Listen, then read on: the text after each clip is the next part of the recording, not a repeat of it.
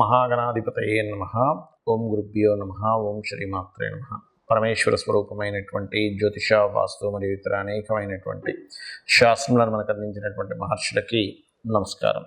హయగ్రీవ హయగ్రీవ హయగ్రీవేతి యో వదేత్తస్య నిస్సరతే వాణి జన్మకన్యా ప్రవాహవత్. అరుణాం కరుణాతరంగితాక్షీం ధృతపాశాంకుశపుష్పబాణచాపాం అనిమాదిభిరావృతాం మయూకైః అహమిత్యేవ విభావయే భవానీం. శ్రీమాత్రే నమః. మనం ఈరోజు చెప్పుకోబోయేటువంటి అంశం ఏమిటి అంటే, ఒక్కొక్క అంశము వల్ల వారు దారిద్ర్యాన్ని అనుభవిస్తూ ఉంటారు.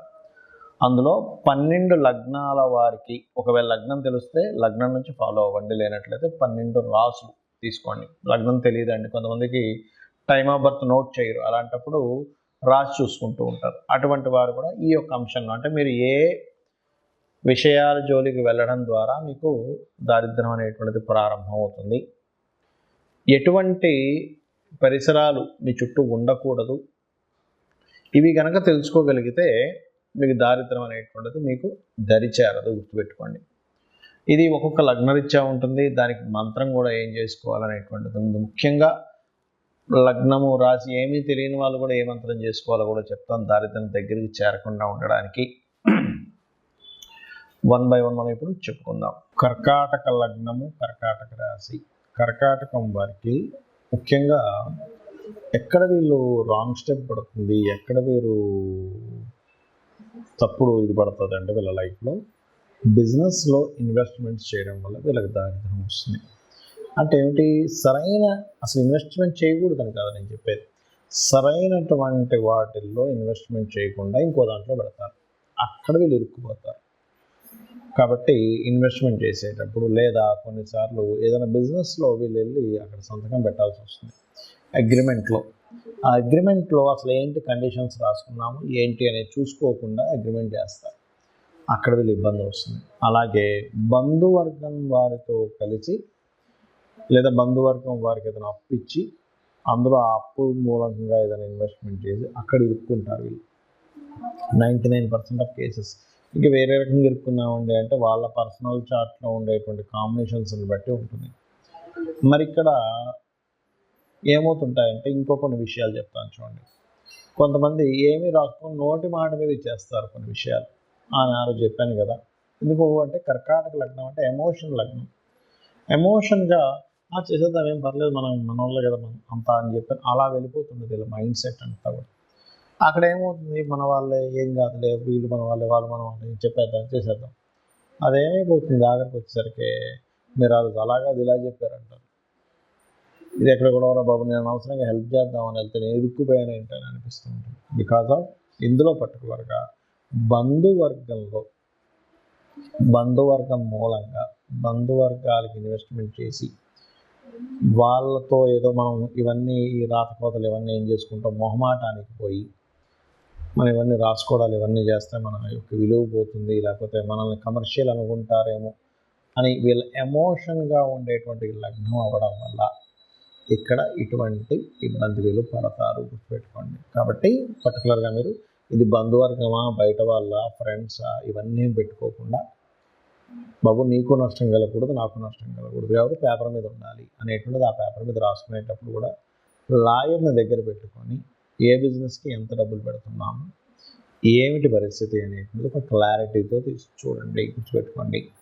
అలాగే మరొక విషయం ఏంటంటే, ఇక్కడ ఈ రాశి వారికి ప్రధానంగా ఈ లగ్నం కావచ్చు, ఈ రాశి వారు కావచ్చు, ఒకటే గుర్తుపెట్టుకోండి, వీళ్ళు సంచార యోగ జాతకులు అంటారు. అంటే ఎప్పుడు ఏదో తిరగడం అనేటువంటిది వీళ్ళకు ఉంటుంది కర్కాటకం వారికి సర్వసాధారణంగా.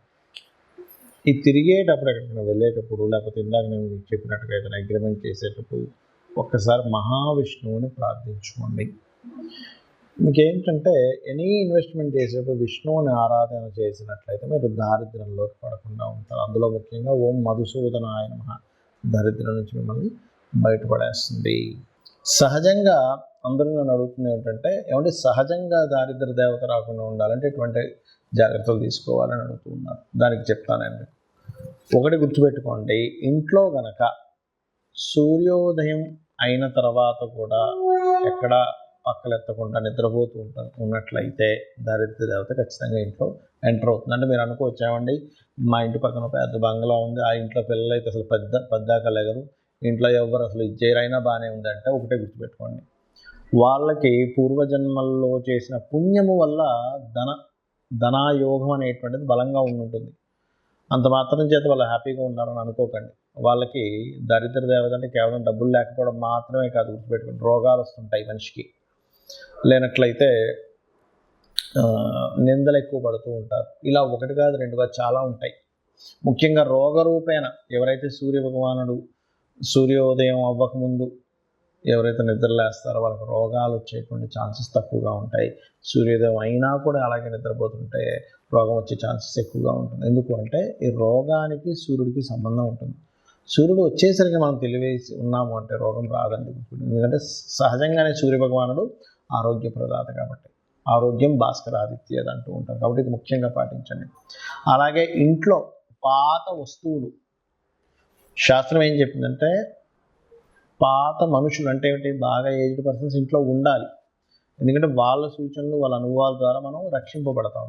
కానీ విరిగిపోయినవి పాడైపోయిన వస్తువులు ఇంట్లో ఉండకూడదని చెప్పింది. అవి ఎంత ఎక్కువగా ఉంటాయి ఇంట్లో, పనికిరాని వస్తువులు అంత దారిద్ర్యం పెరుగుతూ ఉంటుంది. ఇంట్లో బూజు ఎక్కువ పట్టడము, పాత గోళ్ళగా ఉండడము, ఇల్లంతా మట్టి కట్టుకుపోయినట్టుగా పాతగా అయిపోవడం, ఇది కూడా దరిద్రానికి సంకేతం. ఇంట్లో చినిగిపోయిన వస్త్రాలు ఉన్నట్లయితే, ఇప్పుడు ఒకటండి, ధనం లేదు, బాగా పేదరికం అనుభవిస్తున్నారు, చినిగిన వస్త్రం వేసుకోవడమే అతనికి ఇంకా గత్యంతరం మరొకటి లేదన్న వాళ్ళకి మనం ఏం చేయలేము. కానీ కొంతమంది ఏం చేస్తారంటే తెలియక చినిగిన వస్త్రం ధరిస్తారు. ఏం కాదులే, డబ్బులు ఉన్నా కూడా కొంతమంది అటువంటివి ధరిస్తే దారిద్ర్య దేవత వస్తుందని చెప్తుంది శాస్త్రం. ఎందుకు అంటే చెప్తాను చూడండి, చిన్న లాజిక్ ఇక్కడ ఏం లేదు. చినిగిన వస్త్రం వేసుకొని ఎక్కడికి వెళ్ళాను, చూశాడు, మన మీద అంచనా వల్ల ఆ వ్యక్తికి చినిగిన వస్త్రాలు వేసుకున్నా అంటే ఈ వ్యక్తి దగ్గర ఏమీ లేదేమో, చాలా దారిద్ర్యంలో ఉన్నాడేమో, ఈయనకి పెద్దగా మనం మర్యాద ఇవ్వాల్సిన పని లేదు అనుకునే వాళ్ళు కూడా ఉన్నారు. అందరూ అలా ఉన్నారని నేను చెప్పట్లేదు. కాబట్టి ఆ యొక్క విషయంలో వస్త్రం చాలా జాగ్రత్తగా ఉండాలి. వస్త్రం చాలా మంచి వస్త్రం వేసుకోవాలని మనకు శాస్త్రాలు చెప్తున్నాయి. అలాగే మరొకటి ఏంటంటే, ఇక్కడ మీకు లగ్నం తెలియదు, రాశి తెలియదు, కానీ దరిద్రం రాకూడదు. కొన్నిసార్లు ఏమవుతుందంటే దారిద్ర భావము అని ఉంటుంది జ్యోతిష్ శాస్త్రంలో. 3వ స్థానాన్ని దారిద్ర భావము అంటారు. ఆ 3వ అధిపతి కనుక మీకు లగ్న సంబంధాలు ఏర్పడినప్పుడు ఎప్పుడు ఏదో ఒక పెయిన్, ఏదో ఒక దారిద్రం మీ వెంట పడుతూనే ఉంటుంది. అప్పుడు మీరు చేయవలసింది ఏమిటంటే, విష్ణు సహస్రనామాల్లో ఒక నామం ఉంది. మీకు దారిద్రం పోవడానికి, మీకు ఎప్పుడు పెయిన్ ఉంటే పోవడానికి ఏమిటది అంటే ఓం మధుసూదనాయ నమః. ఈ నామం మీరు ఎంత చేస్తూ ఉంటే అంత దారిద్రం అనేటువంటిది తగ్గుతుంది. కొంతమందికి థర్డ్ కనెక్టివిటీ వచ్చినప్పుడు దారిద్రం ఉండదు, కానీ అది ఎలా ఉంటుందంటే ఎప్పుడూ కష్టపడుతూనే ఉన్నానండి, చిన్నప్పటి నుంచి నా పని కష్టపడటమే, చిన్నప్పటి నుంచి ఏదో పెయిన్ అనుభవించడమే అంటూ ఉంటారు. అటువంటి వారికి కూడా ఈ యొక్క మంత్రం బ్రహ్మాండంగా పనిచేస్తుంది, గుర్తుపెట్టుకోండి. అలాగే ఇంకొక విషయం ఏంటంటే, ఇంకో దారిద్ర్యం గురించి చెప్తాను. మనం తిన్న కంచంలో కడగకూడదు. తిన్న కంచంలోనే కడిగేస్తారు చాలామంది. శాస్త్రాల్లో మనకి మనం ఏదైనా ఆహారం భుజిస్తున్నామంటే దాన్ని యజ్ఞం కింద చెప్పారు. ఇదొక యజ్ఞము. మరి యజ్ఞం చేసిన దగ్గరే మనం చేయి కడుక్కుంటాము, ఆ యజ్ఞం కుండంలో కడుక్కోం కదా. కాబట్టి తిన్న కంచం అంత పవిత్రమైనటువంటి విషయంగా చెప్పారు కాబట్టి అది చేయకండి. ఇక మరొక విషయం ఏంటంటే,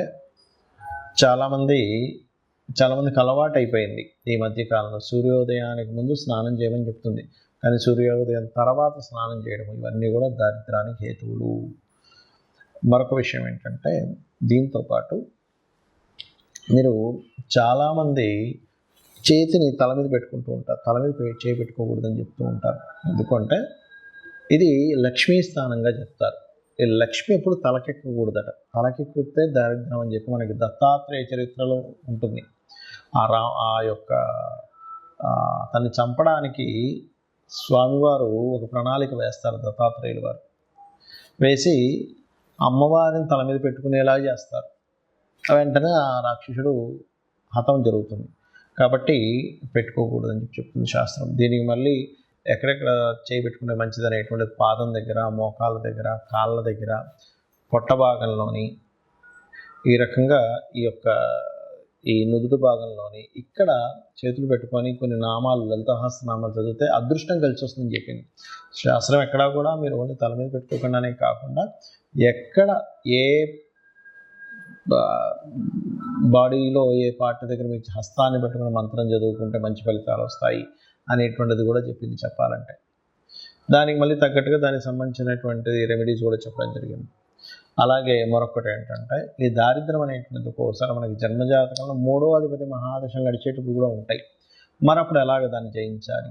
ఎందుకంటే ఆ మహాదశ నడుస్తుంది కదా అన్నప్పుడు ఒకే దగ్గర స్థిరంగా ఉండకుండా మారుతూ ఉంటే మీ లైఫ్ బాగుంటుంది. అప్పుడు ఎందుకంటే 3వ అధిపతి లగ్న సంబంధం ఏర్పడింది, ఎవరికైనా దరిద్ర యోగం ఏర్పడింది. అప్పుడు ఆ జాతకుడు ఆ ఉన్న ఊరు నుంచి వేరే ఊరికి వెళ్ళి బ్రతికితే బాగుంటుంది. చాలామంది చూడండి ఊర్లలో ఏదో పని చేసుకుని బతుకుతారు, అసలు ఎదగరు. కానీ అదే వ్యక్తి సిటీకి రాగానే మళ్ళీ బాగుంటుంది. ఎందుకు? ఆ వ్యక్తికి ఉన్న స్థలం నుంచి మారే యోగం ఉంటుంది. అప్పుడు ఆ దోషం అనేటువంటి ఆ రూపంలో పోతుంది. అలాగే మీ ఇంట్లో పాత వస్తువులు, పాత బట్టలు ఎక్కువగా ఉన్నాయి కానీ మీరు వేసుకోవట్లేదు. అలాంటప్పుడు ఆ బట్టలను చక్కగా ఉప్పుని నీటిలో ముంచి తీసేసి ఆరబెట్టిన తర్వాత వాటిని దానంగా ఇచ్చేసేయండి.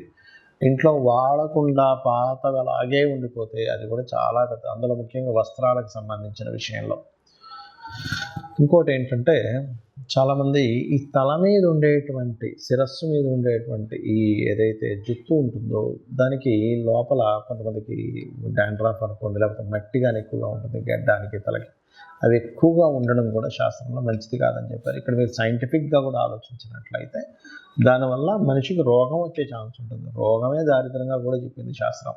కాబట్టి ఈ యొక్క అంశాలు జాగ్రత్తగా ఉండాలి. మరొకటి, ఎక్కువ దారిద్రం ఎందుకు వస్తుంది అంటే అన్నదమ్ములతో మీరు సరిగ్గా చేయాల్సిన కమ్యూనికేషన్ సరిగ్గా చేయకపోయినా అనవసరమైన ద్వేషాలు పెంచుకున్న దారిద్రం వస్తుందని చెప్తుంది శాస్త్రం.